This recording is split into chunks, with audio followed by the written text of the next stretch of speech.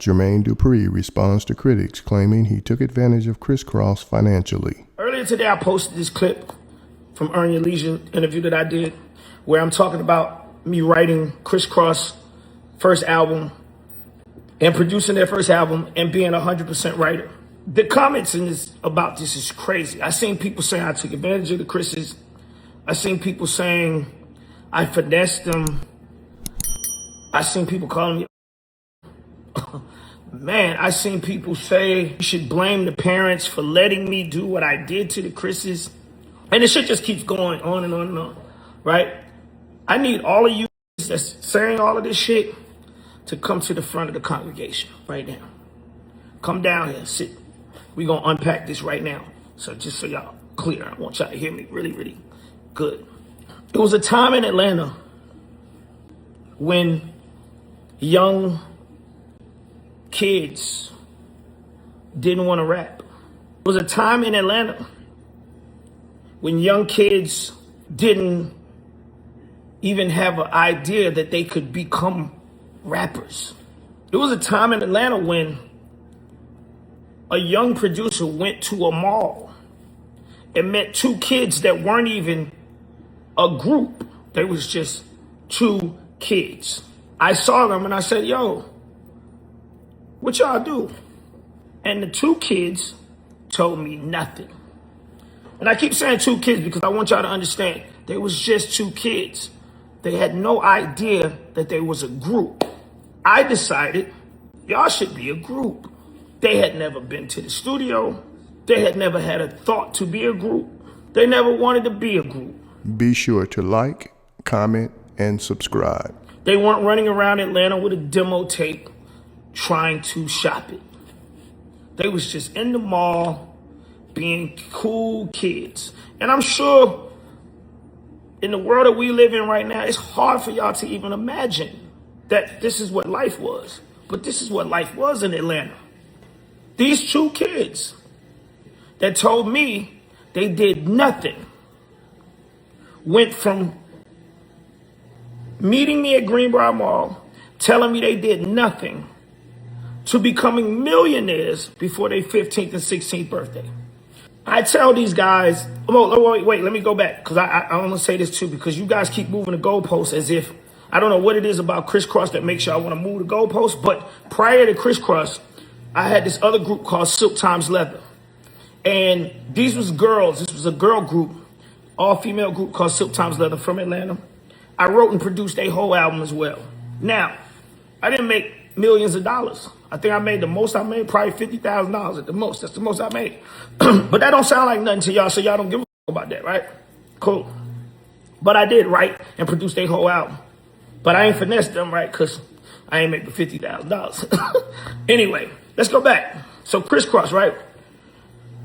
So when I did the Silk Times Leather album, they got signed to Warner Brothers, and Warner Brothers told them that their producer was too young and he had no experience in the music industry, so they wanted to have someone help me produce their record. The person they sent to produce their record, help me produce their record, was a guy by the name of Joe Nicolo, otherwise known as Joe the Butcher. So Joe the Butcher basically mixed the Silk Times Leather record and showed me a couple of things here and there to make the beat sound fatter, this, that, and third, right? Help me out. After the Silk Times Leather album came out and it did whatever, like, you know, this is the only person I knew in the music industry. I'm in College Park. I'm 17 years old. Mind you, I'm 17 years old. I don't know nobody, but I tell them I'm gonna get them signed. I don't know how I'm gonna get them signed. I'm just talking. I'm just believing that I could do it, right? We start cutting demos, we cut demos, blah, blah, blah. And we finally get to this one song, Little Boys in the Hood. And I send a demo to Joe the Butcher. This is the only guy I know in the music business. And he had just opened a new record company called Rough House Records. Rough House signs Kriss Kross. Now, Rough House signs Kriss Kross. Kriss Kross is not signed to Jermaine Dupri's production company or Jermaine Dupri's record company, because Jermaine Dupri don't have no record company. Jermaine Dupri is a nobody. So it's no So-So Def. and they're not signed to Social Death Productions. I get these guys a record deal with Rough House Records, and you know how much money I got from that record deal? Nothing. So Kriss Kross got paid before I even saw a dime. For anybody out there asking how much money did they make, they got paid in advance as artists, whatever their artist deal was. I don't even know what their deal was. I wasn't part of it. They got an artist deal. They got signed to a record company. They got paid. This was prior to me making any money off these guys. We go in the studio, we start writing, we do what we do. I make Jump, send Jump to Rough House, boom, everybody go crazy, put the song out. The song goes, I think, gold in a week. It was platinum the second week. It was double platinum in the third week or some shit like that. Kriss Kross started doing shows everywhere. Boom, shows everywhere. They blowing up. The box is going crazy. Kriss Kross. They start selling merchandise. And Kriss Kross started making $1 million to damn near $2 million a week in just merchandise. You know how much money I got from that? Nothing. I still ain't got paid. Mind you, just listen, I still ain't got paid. The record's out. It's doing good. I'm feeling good because I know I got a hit. You know what I mean? The record's #1, but I ain't got no money like that. I'm not making that type of money. They doing shows. They're doing shows every day, every whatever. I ain't getting no show money. They get bigger. They keep getting bigger, blah, blah, blah. You get more shows. They go on tour. They making more money in merchandise.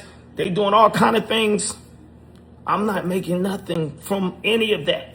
So y'all, to the people out there that was in the back, y'all come to the front. You ask how much money did Kriss Kross actually make? I just told you they was making what I got, the little check I got from EMI. They was making that a week in merchandise. Are y'all paying attention? Are you hearing me? Y'all telling me that I took advantage of them because somebody came and gave me a $1 million check. $1 million. But I finessed them. And I did everything. And I did all of this shit. With two little that told me they didn't do nothing. And they became millionaires before their 15th and 16th birthday. But I finessed them. Y'all got me up, man. For real.